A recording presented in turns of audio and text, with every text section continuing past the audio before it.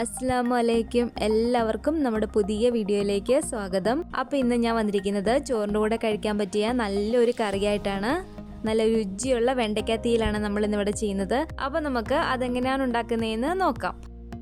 അതിനു മുമ്പായിട്ട് ഒരു കാര്യം കൂടെ, നമ്മുടെ ചാനൽ ആരെങ്കിലും ഇതുവരെ സബ്സ്ക്രൈബ് ചെയ്തിട്ടില്ലെങ്കിൽ താഴെ കാണുന്ന റെഡ് സബ്സ്ക്രൈബ് ബട്ടൺ ഒന്ന് പ്രസ് ചെയ്ത് സപ്പോർട്ട് ചെയ്യണേ. ബെൽ ഐക്കൺ ക്ലിക്ക് ചെയ്ത് ഓൾ എന്ന ഓപ്ഷൻ കൊടുക്കുകയാണെങ്കിൽ ഞാനിടുന്ന എല്ലാ റെസിപ്പികളും നിങ്ങൾക്ക് നോട്ടിഫിക്കേഷനായി കിട്ടുന്നതായിരിക്കും. അപ്പോൾ നമുക്ക് റെസിപ്പിയിലേക്ക് പോവാം. അപ്പോൾ അതിന് വേണ്ടിയിട്ട് ഞാനിവിടെ കുറച്ച് വെണ്ടയ്ക്ക കഴുകി എടുത്ത് വെച്ചിട്ടുണ്ട്. ഇതൊരു 1/4 കിലോ ഉണ്ട് ഈ വെണ്ടയ്ക്ക. നമുക്കിതൊന്ന് കട്ട് ചെയ്തിട്ടെടുക്കാം. അപ്പോൾ ഞാൻ ഇതുപോലെ ഈ ഒരു വലിപ്പത്തിൽ ഈ വെണ്ടയ്ക്ക കട്ട് ചെയ്തെടുത്തിട്ടുണ്ട്. ഇതിലേക്ക് ഇനി നമുക്ക് വേണ്ടത് പച്ചമുളകാണ്. ഞാനിവിടെ ഒരു 3 പച്ചമുളക് എടുത്തിട്ടുണ്ട്. ഈ പച്ചമുളകിന് ഒരുപാട് എരിവില്ല, അതുകൊണ്ടാണ് ഞാൻ 3 എണ്ണം എടുത്തിരിക്കുന്നത്. നിങ്ങൾ എടുക്കുന്ന പച്ചമുളക് നല്ല എരിവുള്ളതാണെങ്കിൽ ഒരു 2 എണ്ണമൊക്കെ ചേർത്ത് കൊടുത്താൽ മതി. പിന്നെ ഇതിലേക്ക് ഞാനൊരു 25 ചെറിയ ഉള്ളി എടുത്തിട്ടുണ്ട്. ഈ ചെറിയ ഉള്ളി ഞാനിവിടെ 3 ആയിട്ട് കട്ട് ചെയ്തിട്ടാണ് എടുത്തിരിക്കുന്നത്. പിന്നെ നമുക്ക് ഇതിലേക്ക് വേണ്ടത് തേങ്ങയാണ്. തേങ്ങ ഞാനിവിടെ ഒരു 1/4 കപ്പ് തേങ്ങ എടുത്തിട്ടുണ്ട്. അപ്പോൾ ആദ്യം നമുക്ക് ഈ തേങ്ങ ഒന്ന് വറുത്തെടുക്കാം. നമുക്ക് ഈ പാനിലേക്ക് 1 ടേബിൾ സ്പൂൺ വെളിച്ചെണ്ണ ചേർത്ത് കൊടുക്കാം. തീയലൊക്കെ വെക്കുമ്പോൾ വെളിച്ചെണ്ണയിൽ തന്നെ വെക്കുന്നതാണ് നല്ല ടേസ്റ്റ് കിട്ടുക. നമ്മൾ എടുത്തിരിക്കുന്ന ഈ 1/4 കപ്പ് തേങ്ങ ഇതിലേക്ക് ചേർത്ത് കൊടുക്കാം.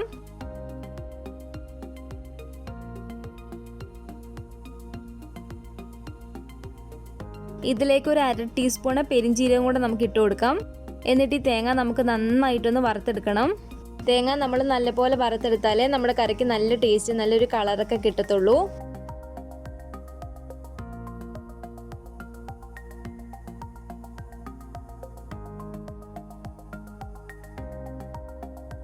അപ്പോൾ ഈ തേങ്ങ ഇതുപോലെ പകുതി മൂത്ത് വരുമ്പോഴത്തേക്കും നമുക്ക് ഇതിലേക്ക് ഒരു 1/4 ടീസ്പൂണിൽ താഴെ ഉലുവ ചേർത്ത് കൊടുക്കണം. എന്നിട്ട് ഈ ഉലുവയും കൂടെ ചേർത്തിട്ട് നമുക്ക് ഈ തേങ്ങ നന്നായിട്ടൊന്ന് വറുത്തെടുക്കാം.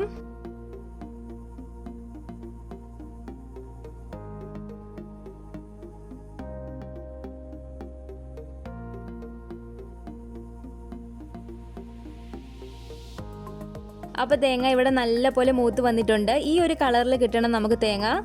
അപ്പോൾ ഇനി നമുക്ക് ഇതിലേക്ക് പൊടികളൊക്കെ ചേർത്ത് കൊടുക്കാം. ഇതിലേക്ക് ഒരു 1/4 ടേബിൾ സ്പൂൺ മല്ലിപ്പൊടി ചേർത്ത് കൊടുക്കാം.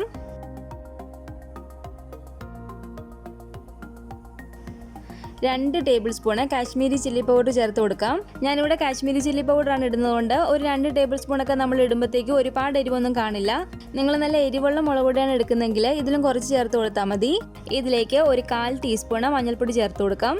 1 ടേബിൾ സ്പൂൺ ഗരം മസാലയും കൂടി ചേർത്തിട്ട് ഇത് നന്നായിട്ട് നമുക്കൊന്ന് ഇളക്കിയെടുക്കാം. ആ പൊടികളുടെ ഒരു പച്ചമണം മാറുന്നിടം വരെ നന്നായിട്ടൊന്ന് ഇളക്കി കൊടുക്കുക.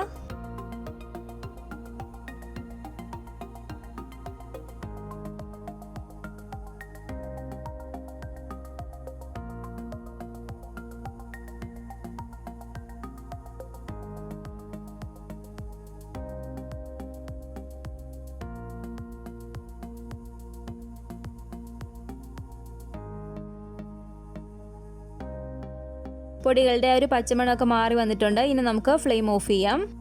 അപ്പോൾ ഇനി ഇത് നന്നായിട്ടൊന്ന് തണുത്ത് വന്നതിന് ശേഷം മിക്സിയിലിട്ട് നമുക്ക് നന്നായിട്ട് ഒന്ന് അരച്ചെടുക്കണം. അപ്പോൾ ഇനി നമുക്ക് വെണ്ടയ്ക്കായ ഉള്ളിയൊക്കെ ഒന്ന് ഫ്രൈ ചെയ്തിട്ടെടുക്കാം. ഈ പാനിലേക്ക് ഒരു 2 ടേബിൾ സ്പൂണോളം ഓയിൽ ഒഴിച്ച് കൊടുക്കുകയാണ്. ഇതിലേക്ക് നമുക്ക് ആദ്യം വെണ്ടയ്ക്ക ഇട്ട് കൊടുക്കാം. വെണ്ടയ്ക്ക ഒന്ന് പകുതി ഫ്രൈ ആയിട്ട് വരുമ്പോഴത്തേക്കും വേണം നമ്മൾ ഉള്ളി ഇട്ട് കൊടുക്കാൻ വേണ്ടിയിട്ട്. അപ്പോൾ ഇനി നമുക്ക് ഇത് ഇളക്കി കൊടുത്തിട്ട് ഈ വെണ്ടയ്ക്ക ഒന്ന് ഫ്രൈ ചെയ്തെടുക്കാം.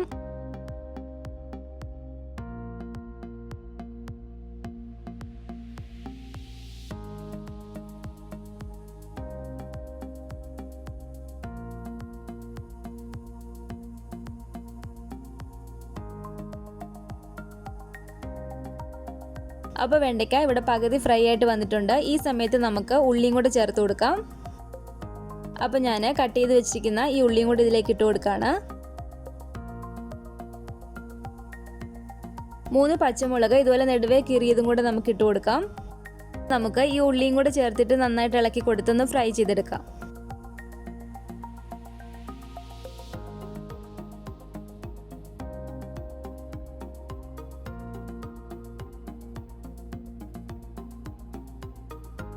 അപ്പോൾ ഈ വെണ്ടയ്ക്കായ ഉള്ളിയൊക്കെ കിടന്ന് ആവശ്യത്തിന് ഫ്രൈ ആയിട്ട് വന്നിട്ടുണ്ട്. ഇനി നമുക്ക് ഫ്ലെയിം ഓഫ് ചെയ്യാം. നമ്മൾ നേരത്തെ വറുത്ത് വെച്ചിരുന്ന തേങ്ങ ഞാൻ ഈ ഒരു മിക്സിയുടെ ജാറിലേക്ക് മാറ്റിയിട്ടുണ്ട്. അപ്പോൾ ആദ്യം നമുക്ക് ഇതുപോലെ കുറച്ച് വെള്ളം ഒഴിച്ച് കൊടുത്ത് അരച്ചെടുക്കാം. എന്നിട്ട് ഇത് അരിഞ്ഞു വരാൻ ബുദ്ധിമുട്ടുണ്ടെങ്കിൽ മാത്രം കുറച്ചും കൂടെ വെള്ളം ചേർത്ത് കൊടുക്കുക.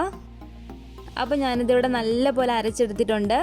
ഇതുപോലെ പേസ്റ്റ് പരുവത്തിൽ നമ്മളിത് അരച്ചെടുക്കണം. തരികളൊന്നും ഇല്ലാതെ നല്ലപോലെ അരച്ചെടുക്കുക.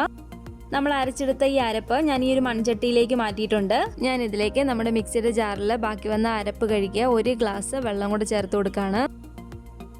അപ്പോൾ ഈ വെള്ളം കൂടെ ചേർത്ത് ഈ അരപ്പൊന്ന് ഇളക്കി എടുത്തിട്ട് വേണം ബാക്കി ആവശ്യമുള്ള വെള്ളം കൂടെ നമുക്ക് ഇതിലേക്ക് ഒഴിച്ചു കൊടുക്കാൻ വേണ്ടിയിട്ട്.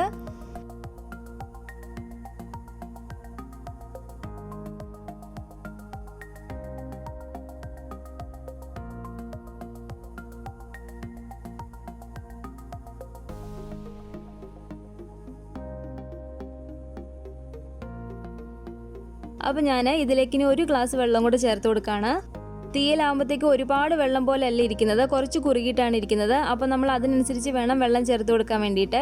ഒരു 2-2.5 ഗ്ലാസ് വരെയൊക്കെ നമുക്ക് വെള്ളം ചേർത്ത് കൊടുക്കാവുന്നതാണ്. അപ്പോൾ ഇനി അരപ്പിലേക്ക് ആവശ്യമായിട്ടുള്ള ഉപ്പ് ചേർത്ത് കൊടുക്കാം. ഇതിലേക്ക് ഞാൻ ഇതുപോലെ ചെറിയൊരു കുടംപുളിയും കൂടെ ചേർത്ത് കൊടുക്കുകയാണ്. കുടംപുളിക്ക് പകരം നിങ്ങൾക്ക് വാളംപുളിയും ചേർത്ത് കൊടുക്കാവുന്നതാണ്. എന്നിട്ട് നമുക്കിത് നന്നായിട്ടൊന്ന് ഇളക്കി കൊടുക്കാം.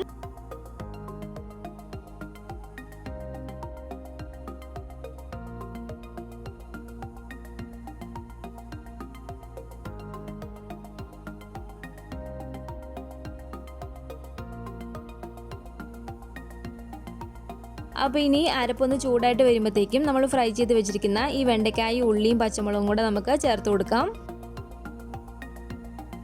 എന്നിട്ട് നന്നായിട്ട് ഇതൊന്ന് മിക്സ് ചെയ്തിട്ട് എടുക്കുക.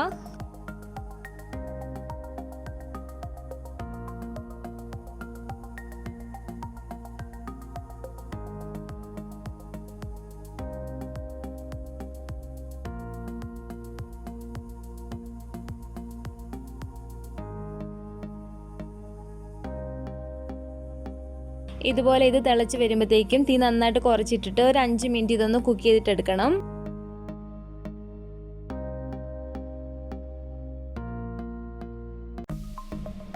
അപ്പോൾ ഇതൊരു 5 മിനിറ്റ് കഴിഞ്ഞിട്ടുണ്ട്. നമുക്കിതൊന്ന് തുറന്ന് നോക്കാം. അപ്പോൾ കറി ആവശ്യത്തിന് ഇവിടെ കുറുകി വന്നിട്ടുണ്ട്. നമുക്കിത് 2-3 മിനിറ്റും കൂടെ തീ നന്നായിട്ട് കുറച്ചിട്ടിട്ടൊന്ന് കുക്ക് ചെയ്തിട്ടെടുക്കാം. അപ്പോൾ ഈ സമയത്ത് ഇതിൻ്റെ ഉപ്പൊക്കെ നോക്കിയിട്ട് കുറവുണ്ടെങ്കിൽ ചേർത്ത് കൊടുക്കുക.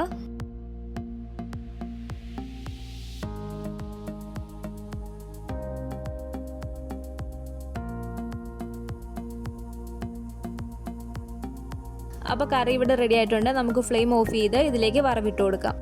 ഈ പാനിലേക്ക് ഞാൻ കുറച്ച് വെളിച്ചെണ്ണ ഒഴിച്ചിട്ടുണ്ട്.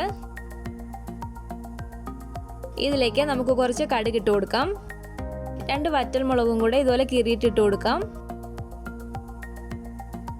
ഒരു ചെറിയ ഉള്ളി ഇതുപോലെ ചെറുതായിട്ട് ഞാൻ അരിഞ്ഞെടുത്ത് വെച്ചിരിക്കുന്നതാണ്. അതും കൂടെ നമുക്ക് ഇതിലേക്ക് ചേർത്ത് കൊടുക്കാം. കറിവേപ്പിലയും കൂടെ ഇട്ട് കൊടുത്തിട്ട് നമുക്കിതൊന്ന് മൂപ്പിച്ചെടുക്കാം.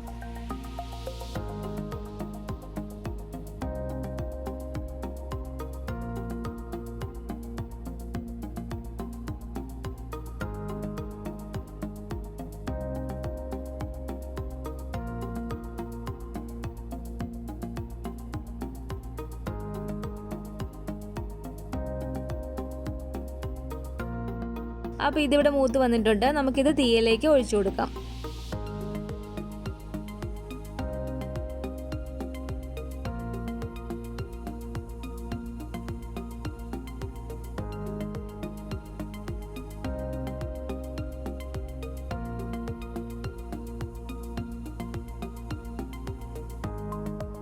അപ്പോൾ നമ്മുടെ വെണ്ടയ്ക്കത്തിയിൽ ഇവിടെ റെഡി ആയിട്ടുണ്ട്.